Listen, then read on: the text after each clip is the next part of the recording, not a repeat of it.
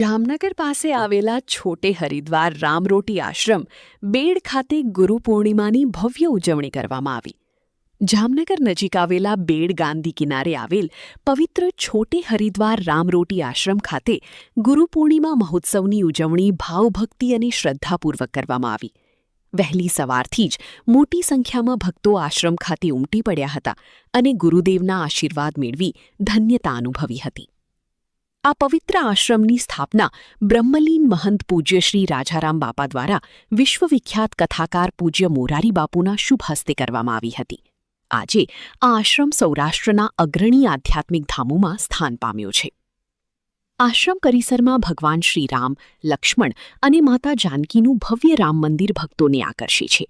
મંદિરની બાજુમાં બ્રહ્મલીન સંત શ્રી રાજારામ બાપા અને પૂજ્ય વાલબાઈ માનું મંદિર આવેલું છે. ઉપરાંત બ્રહ્મલીન રાજારામ બાપાની પવિત્ર સમાધિ પણ રામ મંદિર પરિસરની નીચે આવેલી છે, જ્યાં ભક્તો શ્રદ્ધાભાવી દર્શન અને પ્રાર્થના કરી છે. બ્રહ્મલીન રાજારામ બાપા બાદ તેમની ગાદીએ પરમ પૂજ્ય મહંત દેવશી બાપા બિરાજમાન છે.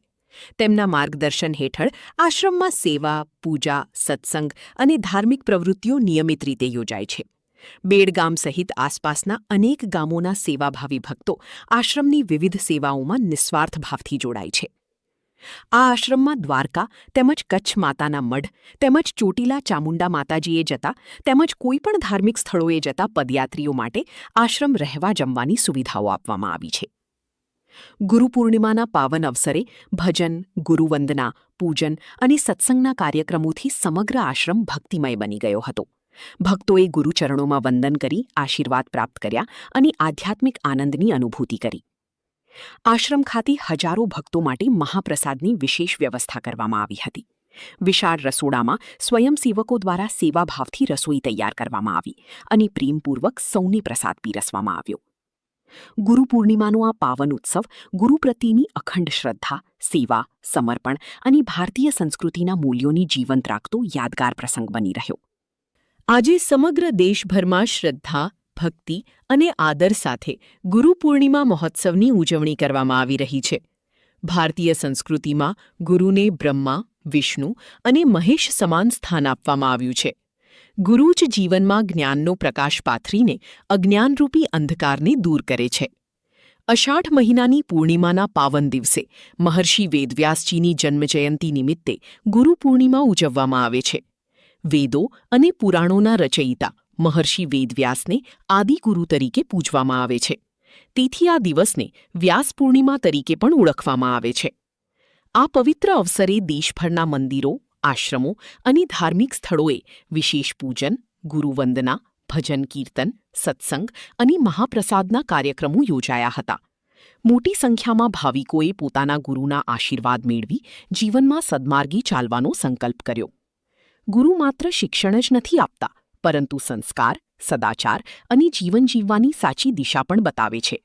ગુરુના માર્ગદર્શનથી જ વ્યક્તિ પોતાના જીવનમાં સફળતા અને આધ્યાત્મિક ઉન્નતિ પ્રાપ્ત કરી શકે છે. ગુરુ પૂર્ણિમાનો આ પાવન પર્વ આપણને ગુરુ પ્રત્યે કૃતજ્ઞતા વ્યક્ત કરવાની તેમજ તેમના બતાવેલા માર્ગ પર ચાલવાનો સંદેશ આપે છે.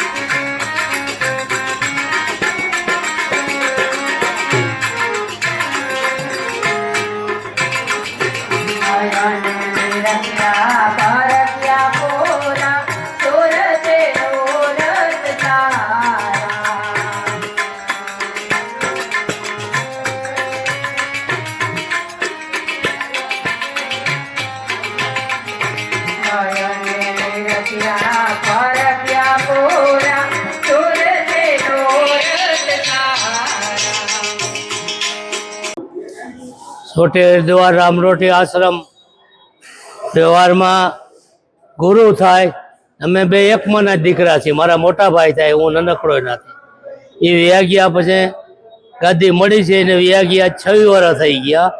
એ ગયા પછી મને ગાદી મળી છે ને બધા સંતોની દયા, આશીર્વાદ છોટે હરિદ્વાર રામરોટી આશ્રમ ઝાડ આ રાજારામ બાપુનું ત્રીજું આશ્રમ છે. પેલું લિયાબાડા, તે પછી 14 વર્ષ આંબરા કાઢ્યા, તે પછી આને અહીં ઝાઝા વર્ષ નથી થયા, પણ બાપાની દયા થઈ. બાપા વિદેશમાં જી આવ્યા, હું એ 2 વાર વિદેશમાં જી આવ્યો, નથી ભણેલો, પણ બાપાની દયાથી કમાડ ખોલી ગયું. તે હજારો માણસની અંદર સત્સંગ કરી શકે, બોલી શકે ને અમે ખેડૂતના જ દીકરા છીએ બાપા, પણ બાપાની દયાથી ગુરુ મહારાજના વચનનું પાલન કર્યું. મને એટલું જ કીધું કે અમારું જન્મભૂમિ ગામ શેખપાટ, નિષ્કોળાનંદ સ્વામી અમારા ગામમાં થઈ ગયા સંતો, એની મેળીએ ભજન કાયમી ગાતા અને સત્સંગ કરતા. ને રાજારામ એટલું કીધું કે હવે તું અડધો આવતો રહે, છોકરાને હોપી દે, ને ભગવાનનું ભજન કર્યું. રાજારામના વચનનું પાલન કર્યું તો અટાણે ભગવાને રાજ હોંપી દીધું છે બાપા. મોજથી જીવીને ભજન કરીને ભજન કરાવી. અમારો બીજો બિંદેશ શું, ભજન કરવું ને ભજન કરાવવું. ગુરુ પૂર્ણિમાનો મોટો તહેવાર. 12 મહિના તમે ના આવો, 12 મહિનામાં એકવાર ગુરુના શરણે વિયા જાઓ એટલે 12 મહિનાનો દી વકી જાય. ને ગુરુના વચનનું પાલનનો એટલો પાવર છે બાપા કે ગુરુના શરણે ગયા ભલે એ છોડી દે પણ ગુરુ નહીં છોડે. ગુરુ ગોવિંદનું ખરા કેને લાગવું પાય, પણ બલારી ગુરુદેવની તો ગોવિંદિયા બતાય. એટલે ગુરુ મહારાજને શરણે જીયા, એના વચનનું પાલન કર્યું. એ બહુ મોજથી આનંદથી. ને બધાને વિનંતી કરું છું કે ભાઈ માતા પિતાની સેવા કરજો. ને હું બધે અમેરિકામાં બધે ફરીએ, બધે માવતરની સેવા નથી કરતા તો મોટી ભૂલ છે. નકર દીકરાઓની ફરજ છે કે માવતર સુખી તો આપણે સુખી. માતા પિતાની સેવા પહેલાં કરવું, પછી ગુરુની સેવા કરવી, એ આપણો ધર્મ છે. અમે 4 ભાઈ છીએ, 4 ભાઈની માતા પિતા અમારા એવા હતા.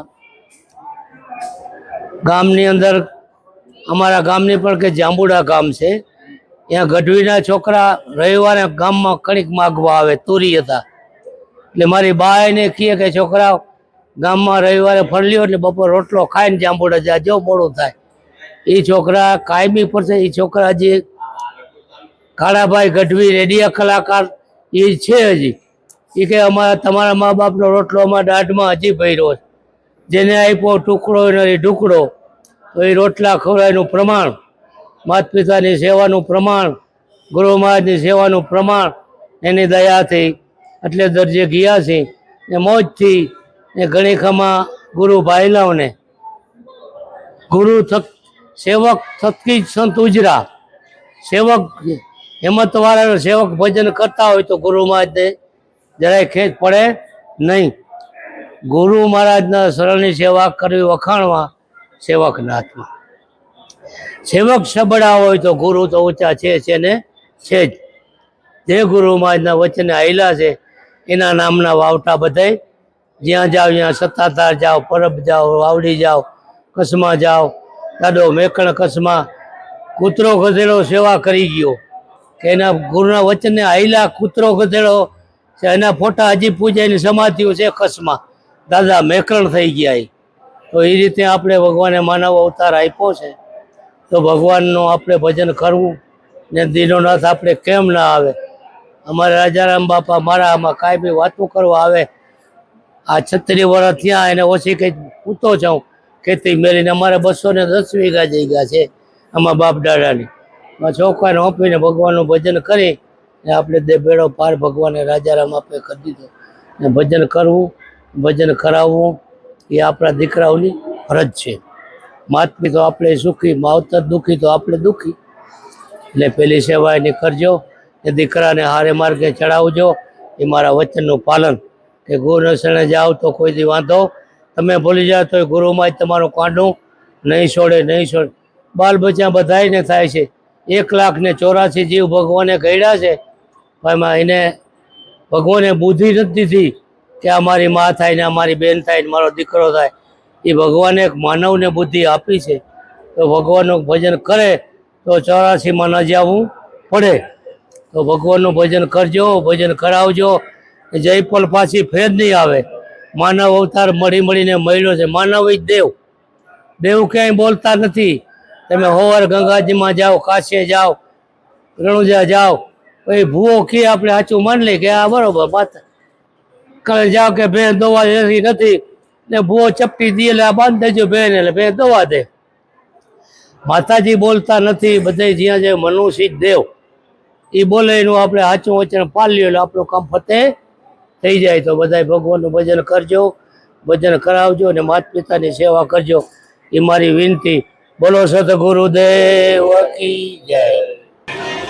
ગુરુ બ્રહ્મા ગુરુ વિષ્ણુ ગુરુ દેવો મહેશ્વર, ગુરુ સાક્ષાત પરબ્રહ્મ તસ્મૈ શ્રી ગુરુદેવ નમઃ.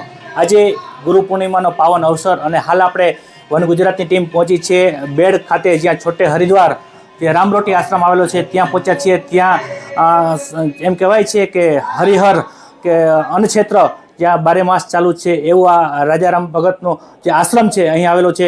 ખાસ આપણે એમના ટ્રસ્ટી છે એમની સાથે વાત કરશું. શું આપનું નામ છે? પરસોત્તમભાઈ. પરસોત્તમભાઈ, આ જે આશ્રમ છે એ કેટલા વર્ષથી આવેલો છે? 1984માં મોરારી બાપુના હાથથીને ખાતમુહૂર્ત કરેલું છે. ત્યાંથી આજ તારીખ સુધી રાબેતા મુજબ હરિહર અન્નક્ષેત્ર ચાલુ છે. મેઇન આશ્રમનો મુખ્ય હેતુ પગપાળા જતા આવતા યાત્રિકો 18 આલમ ને હરિહર એ અમારો મુખ્ય હેતુ છે. ને ત્યારથી વર્ષમાં 3 પ્રોગ્રામ મુખ્ય ઉજવાય છે. રાજારામ બાપુની પુણ્યતિથિ, આ રામનવમીનો પાવન પ્રસંગ આજે જે તમે સૌ જોઈ રહ્યા છો તે એ આજ 94થી આજ તારીખ સુધી આવી રીતે ઉજવીએ છીએ.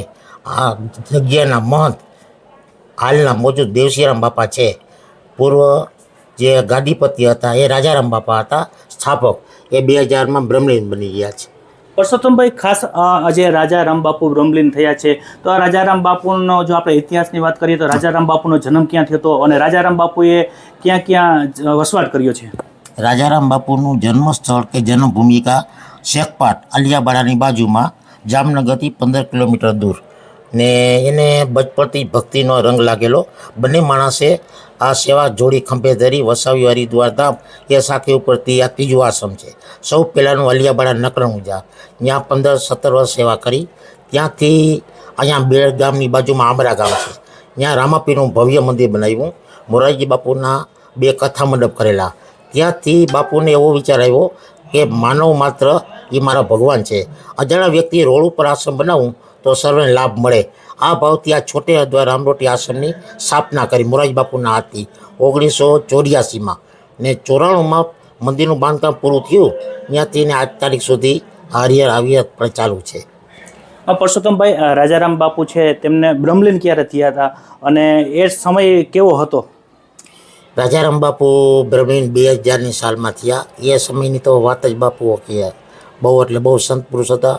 અમારા ઓલ ઇન્ડિયાના સહયોગ મંડળ અહીંયા આગળ એમ બાપુના દર્શન કરવા માટે પધારેલા.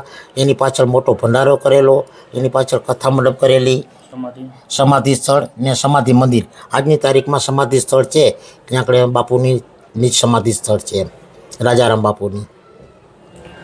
ખાસ કરી અને આ જે બેડ છે છોટે હરિદ્વાર કહેવાય છે, ખાસ કરીને અહીં જે પદયાત્રીઓ છે એ જતા હોય છે ત્યારે અહીં ઉતારો જે છે તેનો લાભ લેતા હોય છે. ત્યારે અહીં હરિહરનું જે ચાલુ હોય છે ત્યારે ખાસ અહીં જે આ આશ્રમની અંદર કયા કયા જે તહેવારો છે તે ઉજવાતા હોય છે? આ આશ્રમની માલિપા મુખ્ય 3 તહેવાર હોય છે. ગુરુ પૂર્ણિમા, રાજારામ બાપુની પુણ્યતિથિ, ભાદરવા વદ પાંચમ, એક રામનવમ ને ઉતાસળી ઉપર 15 દિવસનો પ્રોગ્રામ હોય છે. હાલીને પેદલ જે યાત્રિકો જાય એ લોકોનો અહીંયા કેમ્પ રાખી છે 15 દિવસ, દર મહિનાની સુદ બીજ. ખાસ કરી અને અહીં જે તહેવારો છે તે ઉજવાતા હોય છે અને ફૂલડોલ ઉત્સવમાં દ્વારકા જે પદયાત્રીઓ દૂર દૂરથી જતા હોય છે ત્યારે અહીં જે પદયાત્રીઓ છે ઉતારો કરતા હોય છે, તેમજ બંને ટાઈમ સવાર સાંજ ભોજનની વ્યવસ્થા હોય છે. સવારે ચા નાસ્તા સાથે જે પદયાત્રી હોય એમને પણ વ્યવસ્થા હોય છે. ત્યારે અહીં ભજન ભોજન અને ભક્તિનો અહીં કહેવાય છે કે ત્રિવેણી સંગમ જોવા મળી રહ્યો છે. ત્યારે અહીં રાજારામ ભગતની સાથે સાથે એક સતી માતાજી છે, વાલબાઈમાં. એમનું શું નામ છે અને શું એમનો ઇતિહાસ? બાપુને ઘરેથી જે વાલબાઈમાં છે એ રણુજા હતા ત્યાંથી 1971માં એ બ્રહ્મલીન બની ગયા. ત્યાંથી બાપુ અહીંયા સ્થાપના કરી. બાપુના ઘરેથી જે નામ એ વાલબાઈમાં હતા એ બાપુની સાથે જ મંદિરમાં મૂર્તિ છે ને એનો ખૂબ એટલે ખૂબ આ ભક્તિમાં ફાળો છે. એમ કહેવાય છે ને કે રાજારામ ભગત અને વાલબાઈમાં ખરેખર સતત જે છે લોકોની અને માનવ સેવાના જે એક સેવા માટે એક તેમને પોતાનું જીવન છે તે ગાળ્યું છે. ત્યારે ખાસ અનેક જે આશ્રમો કર્યા છે અને ત્યારે અહીં જે એમ કહેવાય કે મોરારી બાપુ જે કથાકાર છે તેમના દ્વારા અહીં એક આ જે બેડ છોટે હરિદ્વાર નામનું જે આશ્રમ છે તેમનો એ પાયો નાખવામાં આવ્યો હતો. અને કહેવાય છે કે જે રાજારામ ભગત બાપુ છે તે 2000ની સાલમાં બ્રહ્મલીન થયા હતા અને રાજારામ બાપુએ અનેક જે સેવાના પરોપકાર્યો છે તે કર્યા છે. અને ખાસ અહીં જે આવતા જે લોકો છે તેમને અહીં જે અન્નનો છે ટુકડો તે મળી રહે છે. અને સતત જે તેમના ટ્રસ્ટી છે તેમના જે સ્વયંસેવકો છે તે ખડે પગે રહી અને અહીં સેવાઓ કરતા હોય છે. રમેશ ધારવિયા સાથે Sanjay Mardaniya, one Gujarat digital media, Jamnagar.